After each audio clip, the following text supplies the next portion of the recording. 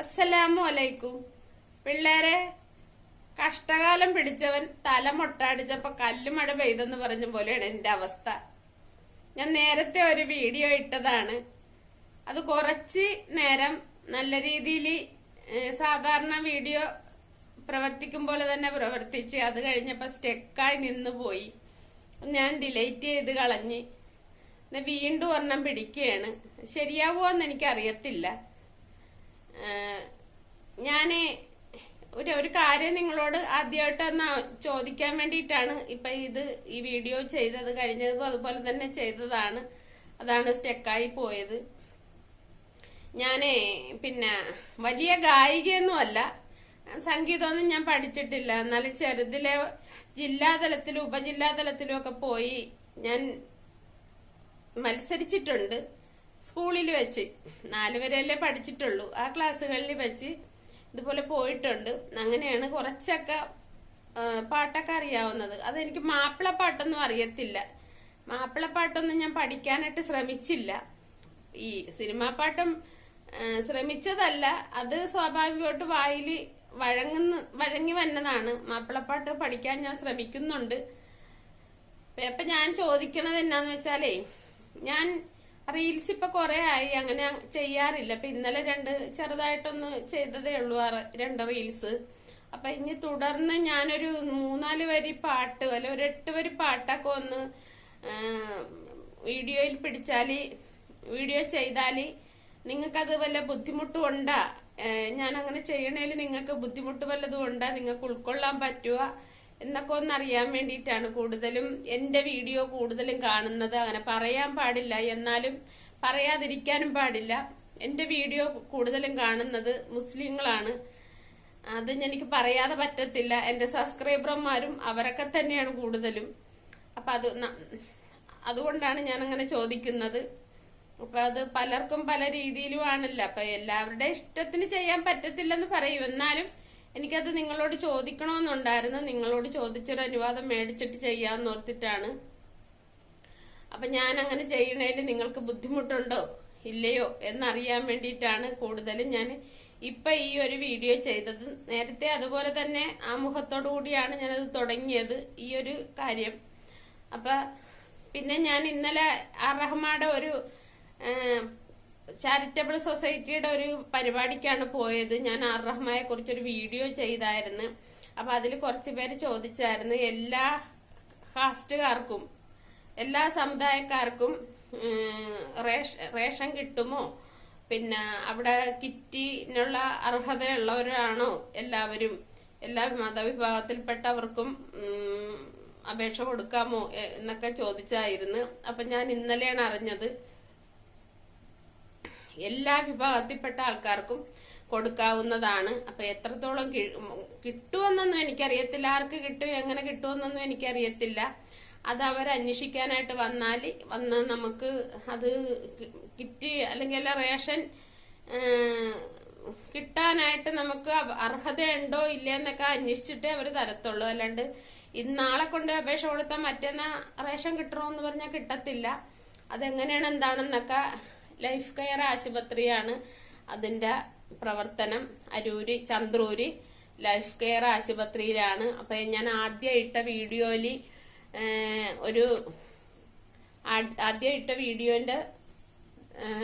വീഡിയോയിലൊരു comment ഉണ്ട്. അതിൽ അവരുടെ അഡ്രസ്സ് ആ കമന്റിൽ ആരോ ഒരാള് പറയുന്നുണ്ട്. അപ്പൊ ആ അഡ്രസ്സും പ്രകാരം ഒന്ന് തിരക്കുന്നത് നല്ലതായിരിക്കും. പിന്നെ ഒരു ശോഭന എന്ന് പറയുന്ന ഒരു സ്ത്രീയും എന്നെ വിളിച്ച് അന്വേഷിച്ചായിരുന്നു. ശോഭന എനിക്ക് അറിയത്തില്ല, നിങ്ങൾ അപേക്ഷ കൊടുത്തു നോക്ക്, ചിലപ്പോ കിട്ടുമായിരിക്കും. ഇൻഷാ അല്ലാഹ് കിട്ടിയ അൽഹംദുലില്ലാ, എനിക്ക് സന്തോഷമാണ്. അപ്പൊ ഡയാലിസിന്റെ കാര്യവും ചോദിച്ചായിരുന്നു. ഡയാലിസിനും നിങ്ങൾ ലൈഫ് കെയർ ആശുപത്രിയായിട്ട് ബന്ധപ്പെട്ട്, ചന്ദ്രൂരാണ് ലൈഫ് കെയർ ആശുപത്രി ഉള്ളത്. എന്റെ പഴയ വീഡിയോ റഹ്മാൻ എന്നുള്ള വീഡിയോയിൽ കമന്റ് ഉണ്ട്. അപ്പൊ ആ കമന്റിന്റെ താഴെ അവരുടെ അഡ്രസ് ഉണ്ട്, ആരോ ഒരാൾ ഇട്ടതാണ്. അപ്പൊ അത് കണ്ടിട്ട് നിങ്ങൾ ആരെയാണ് കാണേണ്ടത് എങ്ങനെയാണ് കാണേണ്ടതെന്ന് വെച്ചാല് നിങ്ങൾ ആ വഴിക്ക് പോവുക, ആ വഴി സ്വീകരിക്കുക. പിന്നെ 10 പേര് കൊടുത്താൽ 10 പേർക്കും കിട്ടണമെന്നില്ല. അവര് ഓരോ മാനദണ്ഡം അനുസരിച്ച് തരത്തുള്ളു. എനിക്കെന്ന് പറഞ്ഞാൽ ഞാനിവിടെ ഈ മഹലിൽ താമസിക്കുന്ന കൊണ്ടും മഹലിലെ ഒരു ബന്ധപ്പെട്ട് എനിക്ക് നടപടി എടുത്തത് കൊടുത്തത് കൊണ്ടുമൊക്കെയാണ് എനിക്ക് റേഷൻ കിട്ടിയത്. പിന്നെ ഇന്നലെ ഞാൻ അവരുടെ 10ാമത്തെ വാർഷികമായിരുന്നു, അറഹ്മയുടെ 10ാമത്തെ വാർഷികമായിരുന്നു. ഒരുപാട് പ്രമുഖര് പങ്കെടുത്തു. MP പിന്നെ ആരിഫ് സാർ ഉണ്ടായിരുന്നു, MLA ദലീമ ജോജോ മാഡം ഉണ്ടായിരുന്നു, ഞങ്ങളുടെ അരൂരി പഞ്ചായത്തിന്റെ പ്രസിഡന്റ് ഉണ്ടായിരുന്നു.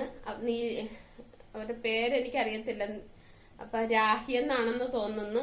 അപ്പൊ ആ മേഡം ഉണ്ടായിരുന്നു. ഒരുപാട് പ്രമുഖര് പങ്കെടുത്തിരുന്നു. പിന്നെ അറഹ്മ വാടകക്കാണ് പ്രവർത്തിച്ചിട്ടിരുന്നത്. ഇപ്പൊ അറഹ്മയ്ക്ക് സ്വന്തമായിട്ട് ഫാറൂഖ് സാറാണെന്ന് തോന്നുന്നു സ്ഥലം കൊടുത്തു. നാദ് ഫാറൂഖ് എന്ന് പറഞ്ഞ ഞങ്ങളുടെ ചന്ദ്രൂർ ഇവിടെയുള്ള ഒരു പ്രമുഖനാണ്, മറ്റേ വ്യവസായിയാണ്. അപ്പൊ ഇന്നലെയാണ് ഞാൻ അറിയുന്നത് അവരുടെ ഒരുപാട് സഹായ പിന്നെ ലോകമെമ്പാടും കൊടുക്കുന്നുണ്ട്. പഠിക്കാൻ വേണ്ടിയിട്ട് പിള്ളേരെ സഹായിക്കുന്നുണ്ട്, നിർധനരായ കുടുംബത്തിനെ സഹായിക്കുന്നുണ്ട്, ജാതിമത ഭേദമന്യേ എല്ലാവരെയും സഹായിക്കുന്നുണ്ടെന്ന് ഞാൻ ഇന്നലെയാണ് അറിയുന്നത്. അപ്പൊ ഇന്നലെ സഹായത്തിന് അർഹരായവരെല്ലാവരും സ്ക്രീനിൽ ഓരോ കാര്യങ്ങൾ പറയുമ്പോഴാണ് നമ്മൾ അറിയുന്നത് ഇത്രയും സഹായങ്ങൾ അർറഹ്മ ചെയ്യുന്നുണ്ടെന്ന്. ഏത് രാത്രിയിൽ നമ്മൾ കരഞ്ഞു വിളിച്ചാലും ഒരു സഹായത്തിന് ഓടിയെത്തുന്നവരാണ് അർറഹ്മ. അപ്പൊ ഇത് കേൾക്കുമ്പോ കുറെ പേരെങ്കിലും പറയും. കഴിഞ്ഞ ദിവസം ഞാൻ പിന്നെ അർറഹ്മയെ കുറിച്ചൊന്നും പറഞ്ഞൊരു വീഡിയോ ചെയ്തതിൽ ഒരു കമന്റ് ഉണ്ടായിരുന്നു. ഞാൻ അവര് പൈസ തന്നാണ് എന്നെ കമന്റ് വീഡിയോ ചെയ്യിപ്പിക്കണത്, നിങ്ങൾ പരസ്യമാണോ പറയണെന്നൊക്കെ ചോദിച്ച എന്നെ ഒരു വിമർശിച്ചായിരുന്നു. അപ്പൊ അദ്ദേഹം വിമർശിക്കാൻ കാര്യമുണ്ട്. അദ്ദേഹത്തിന്റെ ഭാഗത്തുനിന്ന് നോക്കിയാൽ അത് ശരിയാണ്. അദ്ദേഹത്തിന്റെ ഭാര്യയ്ക്ക് ഓക്സിജൻ വേണ്ടി വന്നപ്പോ അദ്ദേഹം അപേക്ഷ കൊടുത്ത് ആവശ്യപ്പെട്ടിട്ട് അദ്ദേഹത്തിന് കിട്ടിയില്ല. അതിന്റെ ഒരു വിഷമം കൊണ്ടാണ് അദ്ദേഹം അങ്ങനെ ചൂടായി പറഞ്ഞത്. എന്നാൽ തന്നെയും പിന്നെ അതിന് അവിടെ എന്താണ് സംഭവിച്ചതെന്ന് എനിക്കറിയത്തില്ല. പക്ഷെ ഞാൻ എന്ത് കാര്യം പറഞ്ഞ് അവിടെ അനുഗമിച്ചിട്ടുണ്ടെങ്കിലും അല്ലെങ്കിൽ ചെന്നിട്ടുണ്ടെങ്കിലും എനിക്ക് അത് നിറവേറ്റി തന്നിട്ടുണ്ട് അർറഹ്മ എന്ന് പറയുന്ന സംഘടന. അപ്പൊ ഓരോ കാര്യങ്ങളും നമ്മൾ ചെന്ന് പറയുമ്പോ വളരെ സന്തോഷത്തോടു കൂടിയാണ് അവരത് കേൾക്കുന്നതും അത് നമുക്ക് ചെയ്യാ സിജി എന്ന് പറയുന്നതും. അപ്പൊ അതുകൊണ്ടൊക്കെയാണ് ഞാൻ പറയുന്നത്. എന്നോട് കാണിക്കണതല്ലേ എനിക്കറിയത്തുള്ളൂ, മറ്റുള്ളവരോട് എങ്ങനെയാണ് എന്താണെന്നൊന്നും എനിക്കറിയത്തില്ല, എന്താണ് നടക്കണമെന്നും. അപ്പൊ ചിലപ്പോ ആവശ്യപ്പെട്ടപ്പോ ചിലപ്പോ ഓക്സിജൻ അവിടെ ഇല്ലാത്തത് കൊണ്ടായിരിക്കാം അല്ലെ കൊടുക്കാതിരുന്നത്, അല്ലെ ഒരു സഹായം അർറഹ്മ ചെയ്യാതിരിക്കുന്നതല്ല. അപ്പൊ എല്ലാവരും സഹായങ്ങൾ ആവശ്യമുള്ളവര് നേരിട്ട് ഓഫീസുമായിട്ട് ബന്ധപ്പെടും. അതെങ്ങനെയാണ് എന്താണെന്നൊന്നും എനിക്കറിയത്തില്ല. ലൈഫ് കെയർ ആശുപത്രിയാണ് അർറഹ്മ എന്ന് പറയുന്ന സംഘടന പ്രവർത്തിക്കുന്നത്, അതേ എനിക്കറിയത്തുള്ളൂ.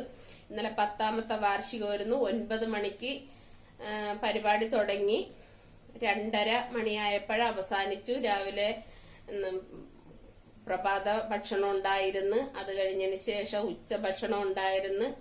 അപ്പൊ ഞങ്ങളെല്ലാം അതൊക്കെ കഴിച്ച് ക്ലാസ്സുകളിലൊക്കെ മീറ്റിംഗിൽ പങ്കെടുത്ത് എല്ലാം നല്ല രീതിക്ക് നല്ല ക്ലാസ് ആയിരുന്നു.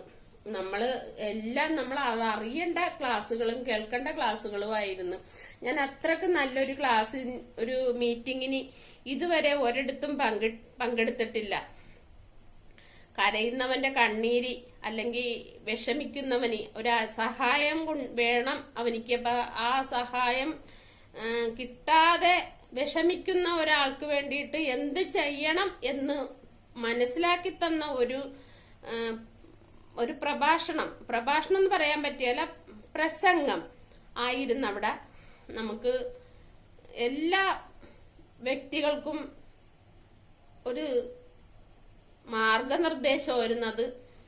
ഞാൻ ഇന്നലെ അവിടെ വെച്ച് ഞാൻ എന്റെ മനസാക്ഷിക്ക് ഞാനൊരു വാക്ക് കൊടുത്ത്, ഇനി ആര് നമ്മുടെ ഒരു ചെറിയ സഹായത്തിന് വേണമെന്ന് ചോദിച്ചാലും എന്നെ കഴിവുള്ള രീതിക്ക് ഞാൻ ആ ഒരു സഹായം, പൈസ കൊണ്ടല്ലെങ്കിൽ പോലും നമ്മുടെ മനസ്സുകൊണ്ടാണെങ്കിലും പ്രവൃത്തി കൊണ്ടാണെങ്കിലും ഒരു സഹായം അവർക്ക് ചെയ്തു കൊടുക്കണമെന്നുണ്ടെങ്കിൽ നമ്മൾ ചെയ്തു കൊടുക്കുക തന്നെ ചെയ്യുമെന്ന് ഞാൻ ഇന്നലെ അവിടെ ഇരുന്നുണ്ട് അങ്ങനെ ചിന്തിച്ച ആ ഒരു മീറ്റിംഗ് കഴിഞ്ഞതിന് ശേഷം. അപ്പൊ വളരെ നല്ലൊരു മീറ്റിംഗ് ആയിരുന്നത്. ഞാൻ പോകണ്ടെന്ന് ഓർത്താണ്, പക്ഷെ പോയില്ലായിരുന്നെങ്കിൽ എനിക്ക് ഒരുപാട് നഷ്ടം എന്റെ ജീവിതത്തിൽ ഉണ്ടായേനെ. അപ്പൊ ഇതൊക്കെയാണ് കാര്യങ്ങള്. അപ്പൊ നിങ്ങൾ സഹായങ്ങൾ വേണമെന്നുള്ളവര് ഒരു അപേക്ഷ എഴുതി കൊണ്ടുവന്ന് അർഹമായി കൊടുത്തു നോക്കൂ. അപ്പൊ 10 പേര് കൊടുക്കുകയാണെങ്കിൽ ഒരു 7 പേർക്കെങ്കിലും കിട്ടുമെന്നുള്ളത് വിശ്വാസമാണ്. അപ്പൊ കൊടുത്തു നോക്കുക. കൊടുത്തിട്ട് കിട്ടിയില്ലെങ്കിൽ പിന്നെ അങ്ങനെ നോക്കിയാൽ മതിയല്ല. കൊടുത്തില്ലെന്നുള്ളൊരു ബുദ്ധിമുട്ട് വേണ്ടല്ലോ, കൊടുത്തു നോക്ക്. എല്ലാവരും സഹായം വേണ്ടവരെല്ലാവരും കൊടുത്തു നോക്ക്. കിട്ടണമെങ്കിൽ കിട്ടട്ടെ, അല്ലെങ്കിൽ ഒരു കാശ് മുടക്കൊന്നുമില്ലല്ലോ. നമ്മൾ ഒരാളുടെ അടുക്കൽ ചെന്ന് യാചിക്കുകയല്ലല്ലോ. നമുക്ക് കിട്ടേണ്ട ഒരു അർഹതപ്പെട്ട ഒരു കാര്യം അവിടെ നിന്ന് നമ്മൾ ചോദിച്ചു മേടിക്കുകയല്ലേ. ഇത് എന്റെ അബ്ദു വന്നിട്ടുണ്ട്, അവനിക്ക് ചോറ് കൊടുക്കെന്നും പറഞ്ഞ് കരയാണ്. തരാം മോനെ, ചോറ് തരാം. അപ്പൊ അതൊക്കെയാണ് കാര്യങ്ങള്. അപ്പൊ ഇത്രയും പറഞ്ഞുകൊണ്ട് അസ്സലാമു അലൈക്കും.